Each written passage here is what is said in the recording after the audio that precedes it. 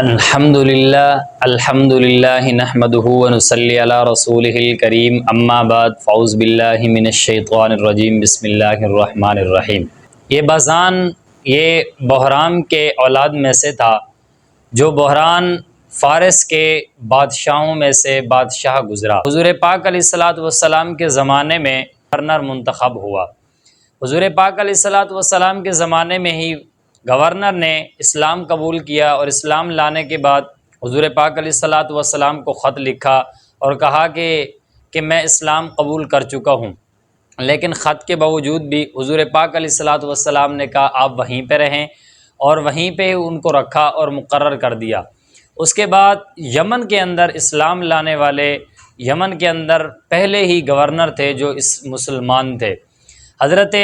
معاذ بن جبل اور حضرت ابو موسیٰ اشعری رضی اللہ تعالیٰ عنہ کو، ان دونوں کو حضور پاک علیہ الصلاۃ والسلام نے یمن بھیجا، اور دونوں کے علیحدہ علیحدہ کہا کہ آپ دین کی دعوت دو، اسلام کی دعوت دو۔ وہاں پر چلے گئے، کچھ عرصہ رہے، کچھ مدت کے بعد واپس ہوئے۔ حضرت معاذ رضی اللہ تعالیٰ عنہ، ان کی قدر دیکھیں کہ حضور پاک علیہ الصلاۃ والسلام نے اسلام کے متعلق ان کو بہت ساری وصیتیں فرمائی، اور حضور پاک علیہ الصلاۃ والسلام نے حضرت معاذ رضی اللہ تعالیٰ عنہ سوار ہیں سواری پر، تو حضور پاک علیہ الصلاۃ والسلام پیدل چل رہے ہیں۔ تو حضرت معاذ نے جب دیکھا اور کہا کہ آپ تو پیدل چل رہے ہیں،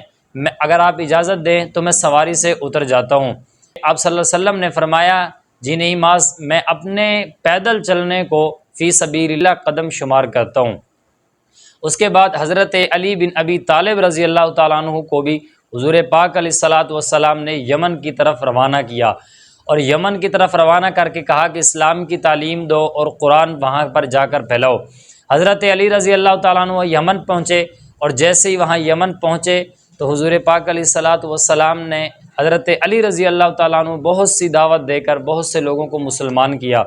اور جیسے وہ مسلمان ہوئے، حجت الوداع کے موقع پر مکہ مکرمہ کے اندر حضور پاک علیہ الصلاۃ والسلام نے ان کو وہیں پر ملاقات کے لیے بلایا، اور اسی ملاقات کے اندر حضرت ابو موسیٰ اشعری رضی اللہ تعالیٰ عنہ بھی حجت الوداع کے موقع پر وہاں پہ شریک ہوئے، اور حضرت معاذ رضی اللہ تعالیٰ عنہ وہیں یمن ہی میں رہے۔ وآخر دعوانا ان الحمد للہ رب العالمین۔